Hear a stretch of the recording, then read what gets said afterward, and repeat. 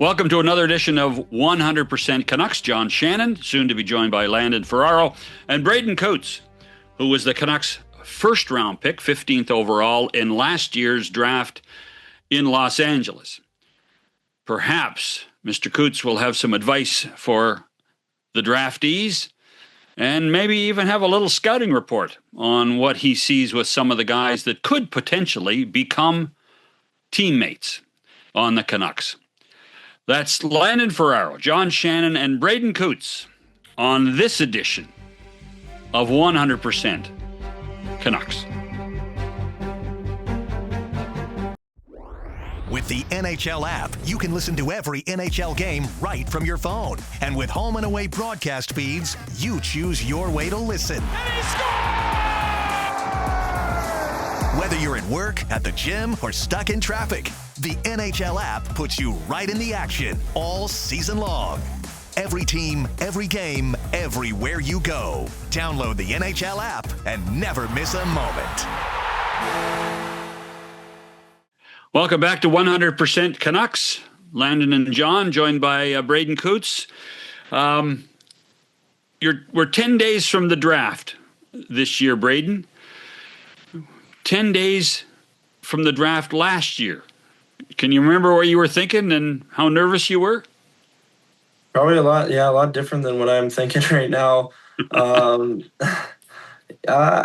honestly wasn't too nervous. I was more just excited and kind of wanted to get it over with, to be honest. I just wanted to figure out what team I was going to go to. Super excited just to go to the draft with my family and enjoy the experience, but obviously a little nervous too. So I'm sure all the guys that are about to get picked are really excited. So if one of those guys picked the phone up and phoned you at home and said, give me a piece of advice how to manage that day, what piece of advice would you offer them? I would just say just enjoy it. Spend time with your family. I mean, at this point, you have zero control over what's going to happen. The combine's done, all the testing, all the interviews. It's just basically sit and wait. So I would say enjoy it. Where you get picked, like numbers wise, really doesn't matter at all. At the end of the day, it's who's going to be the better player down the road, and you just want to go to a good team that really likes you and wants you. So yeah, just enjoy it. Try not to be as stressed out as most people probably are. But yeah, just take it all in. How were you with the stress level as you give that advice now? Were you able to hold it in a bit? Because truthfully, from my side, 15, however many years ago, did not hold that well. Man, it's stressful. Yeah, I mean, before I think got more and more as closer it got, obviously, and once we got to LA and got to the theater that I was at, it got more and more. But I think I handled it pretty well. Like I knew I had a feeling where I would go, and I was obviously hoping that I would go there. And I just, took it all in, spent time with my family, and which try to, spend time with them, which takes, some stress off and get your mind away from where you might get picked. But yeah, I thought I did pretty well. But yeah, it is quite stressful. How would you define this past year in your career? It was pretty good. I mean, it was pretty crazy at the same time. I mean, getting able to play 3 games and make the opening night roster was a dream come true. And I don't know if many people saw that coming, which was cool to do. And then make World Juniors as well. And then the trade to go to PA on a really good team, which was awesome. So a lot of places, but it was a pretty, interesting year, but it was a good year too. So I really enjoyed it, and I thought it was pretty good. It is interesting, and it was really fun from my side going into training camp last year, and everyone excited to see you, and hoping that you'd push for a spot. But man, it was so far in the distance, and every day you got finished, your day on the ice and the gym and stuff, being around the rest of the media and hearing, the organization talking about you, you could see how much momentum you were building. you play those 3 games and you get sent back. I imagine it's a bit of a different thing where you're a little disappointed, but you know what's going on. How excited were you to get back once you got there to get your season rolling and then to lead into that trade? What was it like to be traded for the first time? Yeah, at the starter. Yeah, training camp was great. To like you said, get that momentum. But once I got sent back, like you said, I wasn't. I could see the writing on the wall a little bit. And I was excited at the same time to go back to Seattle and have an opportunity to lead that team and play, 25 a night, play a lot and have success. And then to getting traded, it was interesting, to find out at the World Juniors too, you're trying to focus on that. And then you have to, then, you're going all the way to Saskatchewan from Seattle. It's a big change. And, but same thing. I was really excited because, they were like the top team in the league, second, first in their division. And I mean, anytime you get to go play on a team like that is nothing but excitement. Like I got traded once in junior, but it was in the summer and it was really awkward. Like it was my first time as well. And it was awkward because I only got to meet like 2 of the guys for 2 months leading up. Did it feel like it, or do you think it helped that it was mid-season and you're right into playing games and, just being around everyone? Yeah, for sure. And I knew a couple guys on the team. Like I knew Rudolph before from U18s and Christensen and a couple guys, which helped. But I don't think I was, when I got traded, I didn't really realize how different it would be. Like, because I've never been traded before or anything. Like, once I remember my dad was driving me there, as the drive went on, I kind of realized like it's gonna be a lot different, like a whole new team. I was the captain in Seattle, and this is gonna be a lot different. So, but it was really easy to adjust. We had really good leadership there with the guys, and had awesome billets. So it was very easy to transition. How So weird is it? Oh, sorry, but no, just you one go, you last go. one, 'cause I'm curious. How weird was it? Was it the first time you caught yourself in a mirror or the glass and you saw the green? Like so Yeah, different from what you're in. I think when I was getting, it was weird. My first day, my dad drove me because they let me go home for like 2 days at home because like I missed Christmas and everything. We didn't play until Friday, so we had a whole week. So my dad drove me up that day at like we left at like I think 4 or 5 a.m. at a game that night, so I could get there and do a little skate in the morning. And I think when I was putting on just like the gear for that morning, I mean, I was just by myself though. Nobody else was skating. I was like, this is really weird. Like this doesn't. That's. I think that's when I clued in and like that, especially that first game. It was like I was running off, 4 or 5 hours of sleep probably and 7 hour drive. So I was like, this is what a day. It's been quite the day. But it was for sure weird. So did you know that something was up when you went to the World Juniors? Did it, or was when the news started to trickle out? Was it a surprise at that point, or did you expect leaving Seattle? Did you expect something?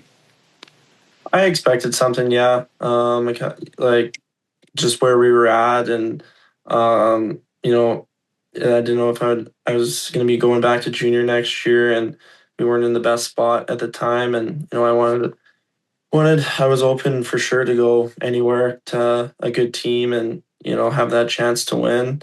So I was expecting it a little bit, yeah. So it wasn't too big of a surprise at the tournament. And what about that? What about the World Juniors? How would you? I mean, we were all obviously disappointed at what happened in Minnesota, but it was a topsy-turvy tournament, wasn't it?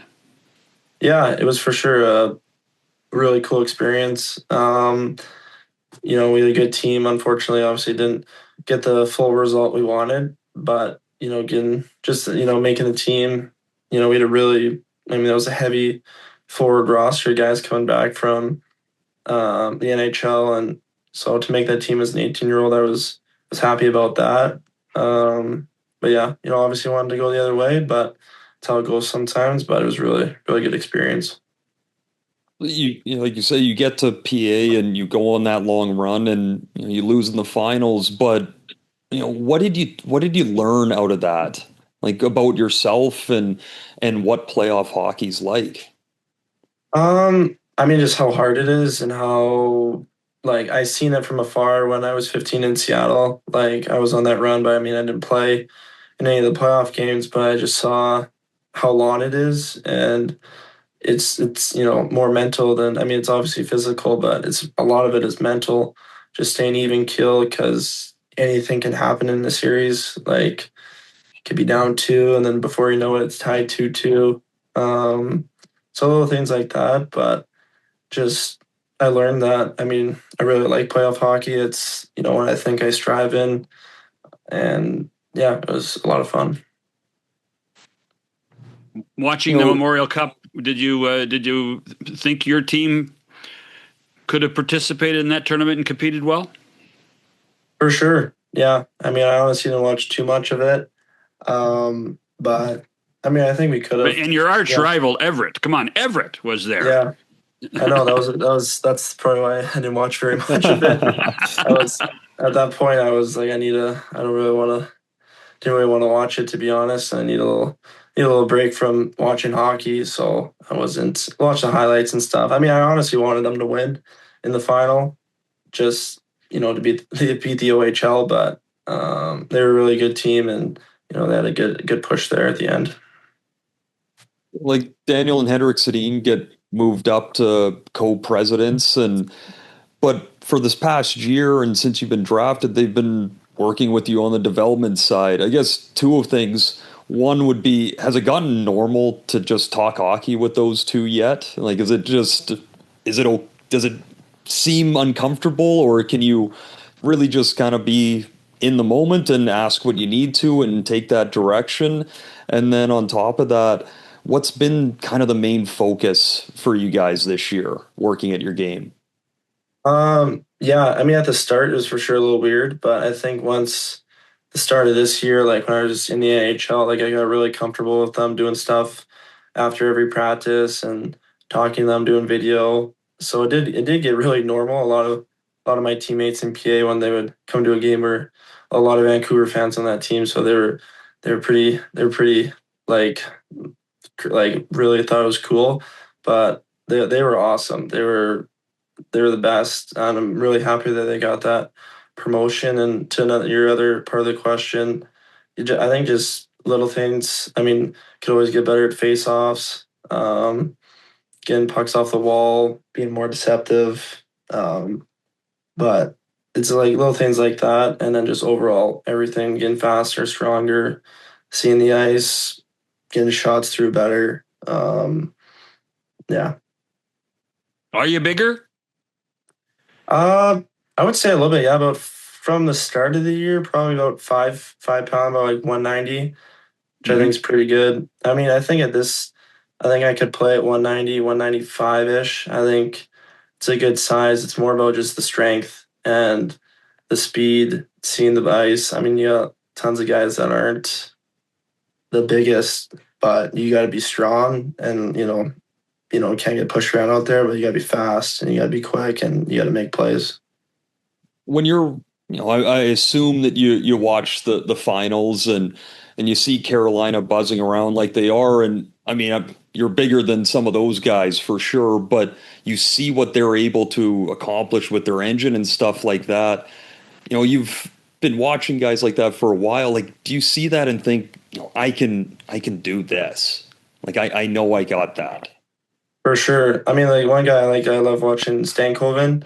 I think that's a guy I could kind of be similar to. I mean, he's smaller than me, but you see he's just strong and he doesn't get pushed around. I mean, he probably doesn't weigh 190 pounds either, just because he's shorter. But I mean, he's stocky and he's strong, and he can skate, and he has that dog mentality that he can just get pucks back, and he just works out there, and that's how he creates offense. So that's for sure how I would want to play in the league. So how has your game changed since you were drafted? I mean, do you see a difference in the way you play the game from draft day in LA to your time in Seattle, to the World Juniors, and through your time in PA? I would say a little bit. I mean, just obviously overall better, but just being more mature out there. I mean, I don't want to change my game. I've always loved the way I played with that work ethic, and the compete aspect. But just fine tuning little things and working on my shot, working on creating more offense, and always watching video and knowing different ways to create and defensively as well. But I think just a little more mature, a little faster, a little stronger. But I'm always going to keep that same type of game that I've always played, which is really competitive and a high motor. Speaking on the development side and working at your game, by all accounts, your season was really good. But out of that, there's always things that you're happy or proud of out of it, and things that you're like, I gotta get on that part of my game. What would some of the things you're really happy about, and something that going into summer training here you really want to focus on? I mean, I was really happy about just the way I kept getting better as the year went on. Starting the year in the NHL was obviously a big highlight of it. And I was obviously proud of that, and making the World Juniors, and playing the way I did in PA and Seattle too. And my playoffs, I thought was pretty well. Could have been better too, but for things I want to work on this summer is just face-offs. You always getting better at that, because that's such a NHL is so hard. I learned that. If you're good in junior, it doesn't really mean too much, because it's just a different animal out there in the NHL. But I would just say everything, just getting shots through better, like I said, and having obviously skating too. You can always get faster and be more of a guy at my size. You gotta be a really good skater if you want to, have the puck more than not. You just get it, taken away. So I would just think everything, but I wouldn't say there's one specific thing. When are you back on the ice? Tomorrow, actually. Yeah, I got home yesterday. I was in the gym today. I was working out before I went to Ireland, and then so I usually take about a month off after the year's done. So it would have been a month 2 days ago from our last game. So I'm gonna start tomorrow. So once you get into the routine of summer training, what will it be? How much on the ice? How much in the weight room on a daily basis? How many times a week do you do it? What's the plan? Well, I always work out 5 days a week, Monday through Friday, and then I'm going to skate. I would say 3 times a week to start around now, and then as soon later in August, probably be around 4 or 5 times a week. So I think I'm skating three times this week, and I got 4 next week before I go to dev camp. So it's usually about 3 to 4 times a week, and then when I get more near the end of the summer, I'll start skating a little more, about 5 times a week. For the gym, are you in the gym 5 days a week, or is there a track day in the middle of that, or what's going on there? Yeah, I'm in the gym 5 days a week, but we have all the room to do speed work there. So Mondays, a bit of speed and legs, and then Tuesdays upper, and then Wednesdays just all speed, and then Thursdays upper. All upper days are cardio as well, and then Friday is legs with a bit of, and then cardio at the end. What's your favorite day? Saturday and Sunday. Yeah, Saturday and Sunday, exactly. If I had to say, probably Friday. Honestly, Friday is usually the hardest day, because it's legs, and we usually do some type of hard cardio at the end. You run stairs or sleds or something like that. But then you get done. I work out pretty early, so once you're done, it's a good feeling when it's Friday and you had a good day, and then you have Saturday to go golf and Sunday and stuff like that.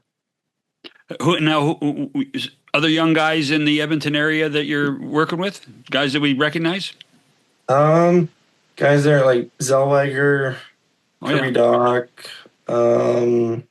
Matthew Robertson, Noah Gregor. There's a couple others like Benning. So we have a lot of good players there. You've got some guys that are still teenagers and guys that are in their 30s. Yeah, there's a big group. I mean, like Keen Verhoff's there too. Kale Dock, he's drafted by Pittsburgh. Yeah, so there's a lot of good players there. So it's really, I mean, I've been going there for. His name's Barry Butt. It's called Premium Strength in Edmonton. I've been going to him for probably this is my 4th or 5th year. So he's a local. He's in Sherwood Park too, where he's from. So he's awesome. Give us a scouting report on Verhoff. Give us a scouting report on Keaton Verhoff then. I mean, he's like, it's pretty crazy, his story. I don't know if you know, he used to be a goalie. Yeah. Like when he was like 13, I used to do goalie sessions for him, which is pretty crazy. Now he's probably going to be a top 5, top 10 pick in the NHL draft. But I mean, he's just a guy that's like, I don't know if you're like his ceiling, like he's got such a high ceiling where he can get to, just how big he is, how he creates offense and how he sees the game. Like he just keeps getting better and better, it feels like. And you know, if he gets all the tools together, I mean, he could be an extremely dangerous player one day. So he's a great person as well. I love being around him and hanging out with him. So yeah, he's awesome. While you're putting on your scouting hat here, you brought him up earlier too, Dax and Rudolph, but also your 2 line mates as well are both draft eligible. And what can you say about those 3? Yeah, Rudy. I mean, I've known him a bit longer than the other 2, but he's awesome. Like he's so like the one thing I found with him, he's one of those guys that's just like he loves hockey. He always wants to get better. I feel like those guys are the ones that no matter what are gonna usually have success. And he's just the way he sees the game and how big he is, how good he skates, and how he gets pucks through, and just always finds a way to, you know, create and always be that kind of difference maker on the back end. And then Sarky and Civi, I would start first. Sark, he's just he doesn't speak much English, so at the start it was a little tough that way. But he's just such a good. If you get him the puck, like he's so good at finding ways to score out of nothing. Sees the ice really, really well. Has really good skill. And then for Civi, he's just a guy that I really like to play with because he just knows where to go. He might not always be, you know, the fastest player on the ice, but he's just really smart and he's a big body. He could give me the puck in areas where I had speed and I could go, you know, out of the zone, which makes a huge difference, picking up pucks off the wall and making those little plays. And then he's also an elite finisher, you know, getting him the puck, he could always put it in and get to the net where I can, you know, take the goalie's eyes and find Sarky in the slot or something like that. And it worked well that way. You also played with the guy who's supposed to be number 1 in Gavin McKenna, or if he's not number 1, you played against Ivor Stenberg at the World Junior. And any thoughts on those guys? Yeah, I mean, Gav, I've known him a long time. As everyone knows, like his game is unreal. Like the things he can do out there is special that you can't really teach. Like some of his offense and the way he sees the game, stuff he did last year in the dub was just stupid. How good it was. So I mean, he's just always been that. I mean, you even saw at the combine. That's one thing I think people don't realize how good of like he was always a guy that was always really fast and his cardio is really good. That's one thing I noticed. Like he just doesn't run out of energy, which is a big thing with those guys that play high minutes, especially on the power play, where you can near the end you still have gas to create. And then Stenberg, he was my first time really seeing him was at U18s last year, and he's just a complete really good player, really skilled. And then at the World Juniors, he was really good as well. So, two, unreal players. There's an actual chance that one of the guys that we've talked about with you could actually be a teammate with the Vancouver Canucks, which is so are you going to be glued to the draft on that Friday night? Yeah, I mean, I for sure will be watching. I hope we obviously get a really good player, but hopefully even a better, person and teammate. You just want good people to play with, but also obviously good players. But at number 3 there, we're obviously going to get a good player no matter what. So hopefully, get a good person as well, and hopefully a friend for a long time. I'm curious, just to change the topic a little bit. So as you were playing your junior season, were you trying to keep track of the hockey club, trying to keep track of what the Canucks were doing? Yeah, I mean, I watched a ton. Like I lived with if you know who Braeden Schneider is on the Rangers. Yeah.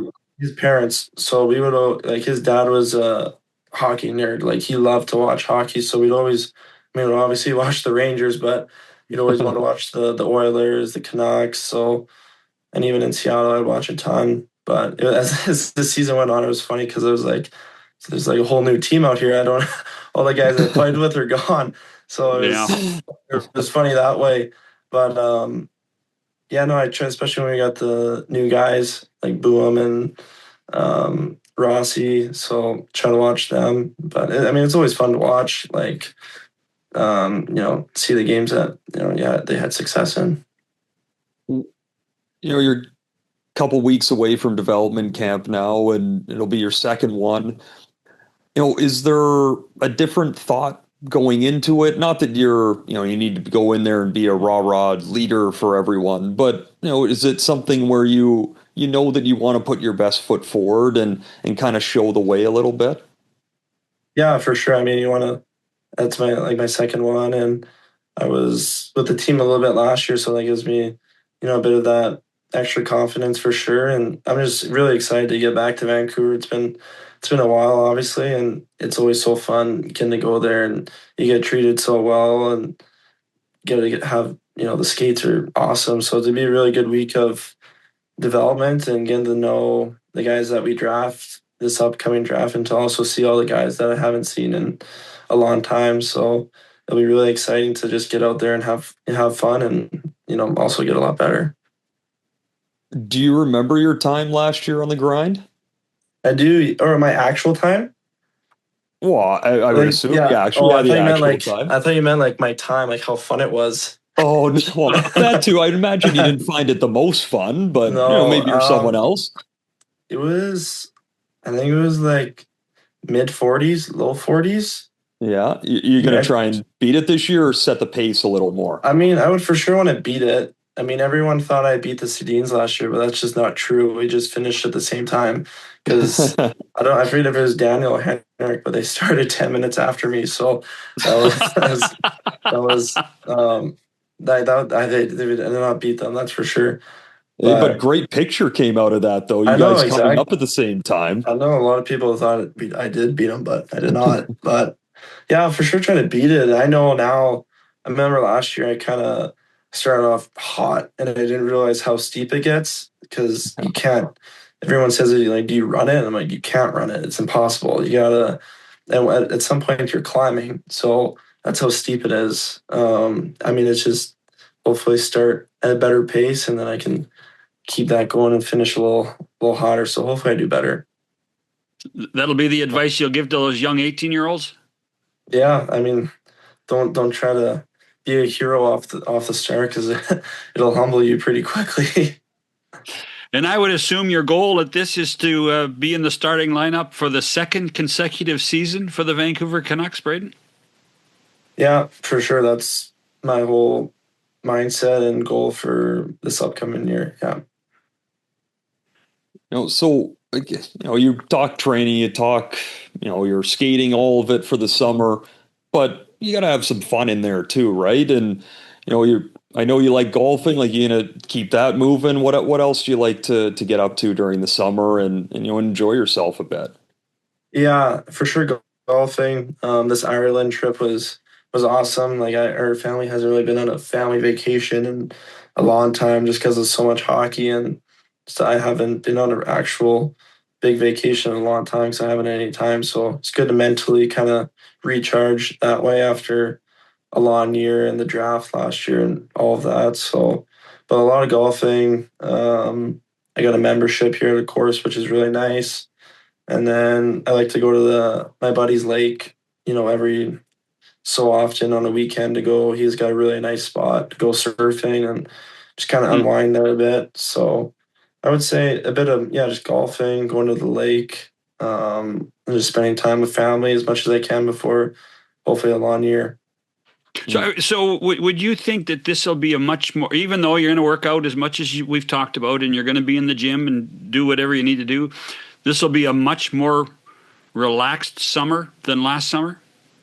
Well, it for sure isn't as busy. I mean, it'll probably be a better summer for sure than last year. Like, I didn't really get a break last year, which kind of wasn't the best thing. I mean, no matter what, you don't, with the draft and the combine, you don't really get a break. So, I mean, I think I plan on having a better summer than I did last year for sure, training wise, because I'll be more fresh and I'll have, more energy and my body won't be, having things from past year as I did last summer to train. So I'm expecting to have a really good summer. I'm really excited, honestly, because last year I didn't get to skate as much because I just had some things from the year prior, and it was such a crazy summer.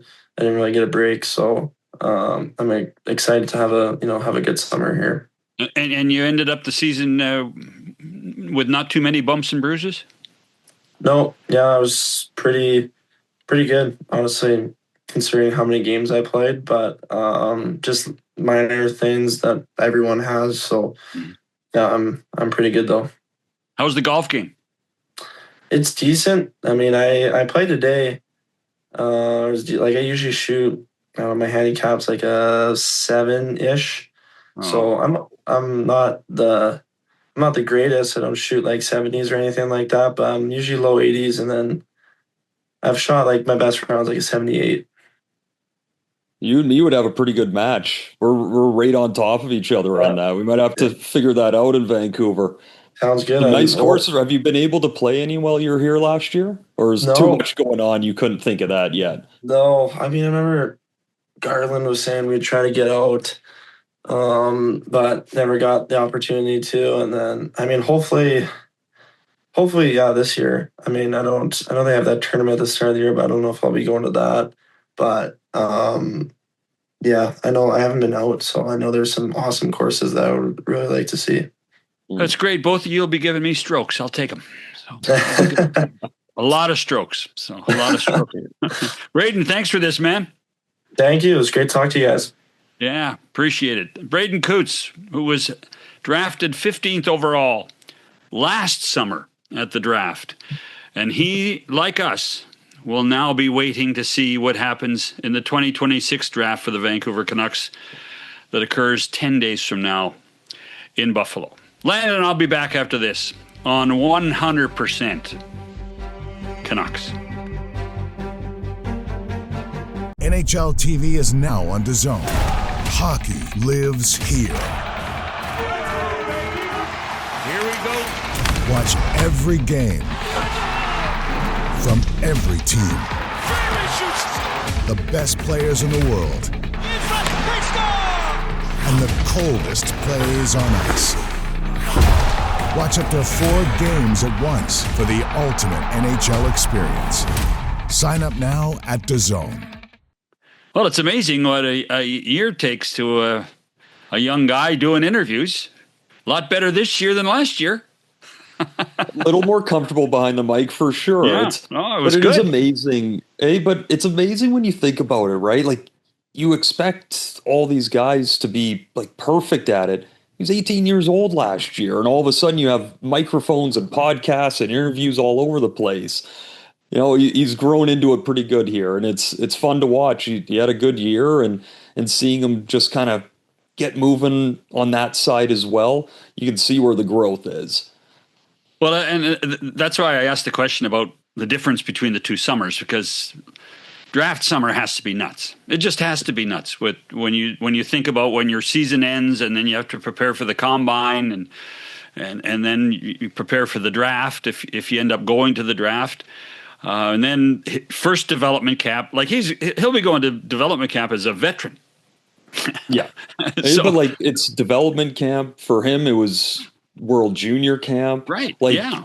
he did not, like, for him to say, I didn't really get a break last year. Not really getting a break is like you took a week here and backed off. Like he went through nonstop. I remember, and he did way more than I did through my draft summer, that whole year type of thing, because he had all the World Junior stuff. I just remember getting through it and getting out of that development camp because that was kind of the first time I could take a breath. And you're like, oh, like that was exhausting. It was so fun, but so exhausting. And it takes you a minute to kind of get yourself back in line and get moving again. Now, I know I've asked you this before. Have you done the grouse grind? Yeah, I used to do it a decent amount, and I have not done it in 8 years now. And what was your best time? It would have been in the mid to higher 40s. I wasn't ever great at it, but I could keep up.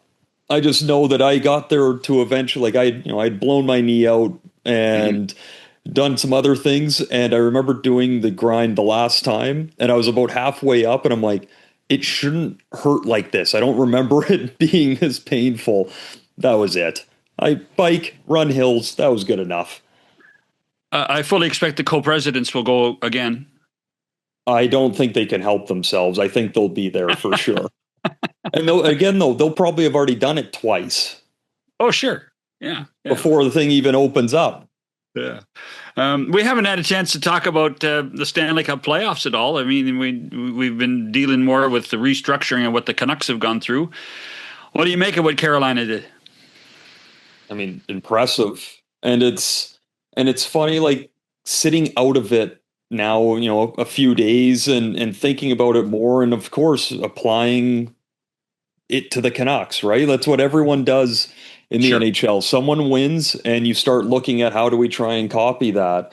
But the difference here is the Canucks are at the start of a rebuild. And if you look at how Carolina's gone about their business, like they've got a plan and they stuck to it. Even when everyone in the media for the most part and around the league are saying, they have to take us, they got to take a chance somewhere. They got to go find that best, top line center or winger, scorer, a big star. They tried it. It didn't work. They end up pivoting and they bring in Stankoven, who was, unbelievable again. To me, it's about commitment, really, is what that team is. And then we've talked about it before, but the coaching carousel in the NHL, guys in and out so much. Well, Brendan Moore's been there a long time, and he's been able to really build what he wants there. And you could see that machine as they got rolling through the playoffs. Like it was unbelievable to watch.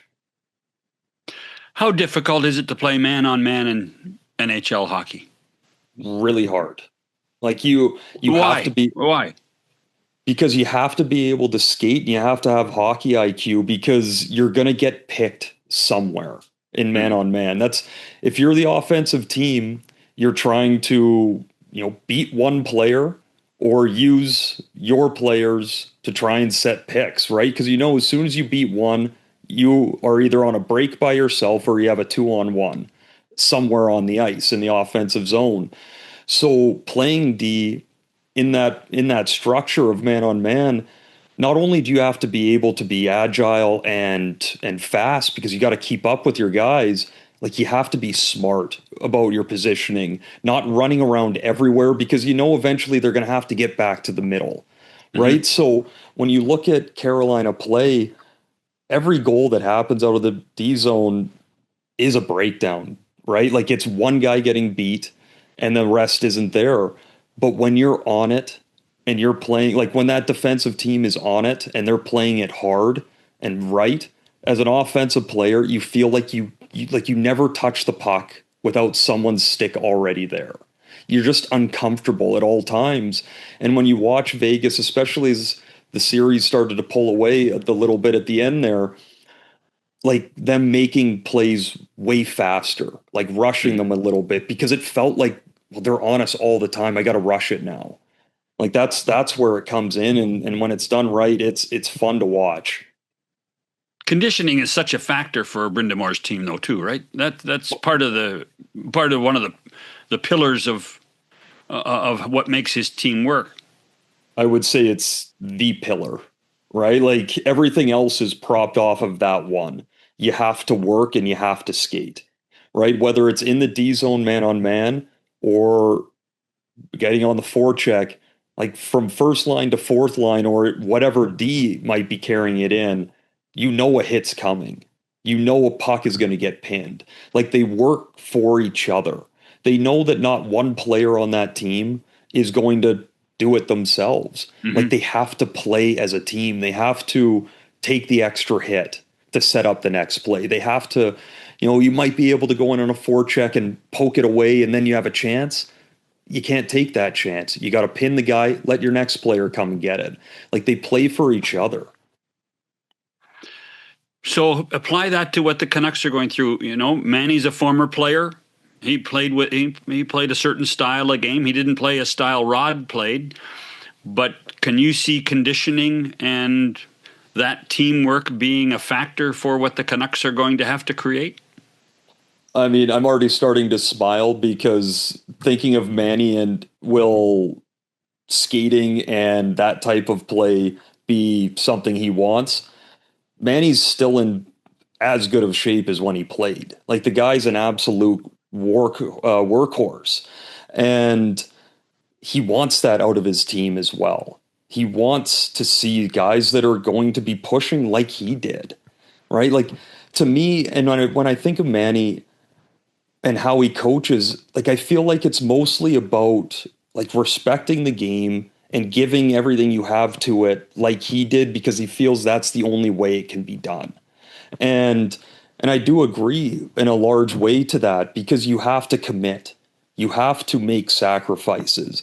And when things aren't going right, you still have to have the belief that you can do it. Like that's a really hard thing to do when you've failed a bunch and still have that belief in you to keep pushing when things are tough. Like that's the mentality Manny and RJ bring to the equation. Mm-hmm. Well, I'll tell you what, we're going to get a chance to talk to Manny on Thursday. And we'll have to see if we can steal anything, or, as you say, copycat league about something that Carolina does that can make the Canucks better next year. Thanks for this, Landon. Yep, have a good one. Thanks for listening and watching this edition of 100% Canucks.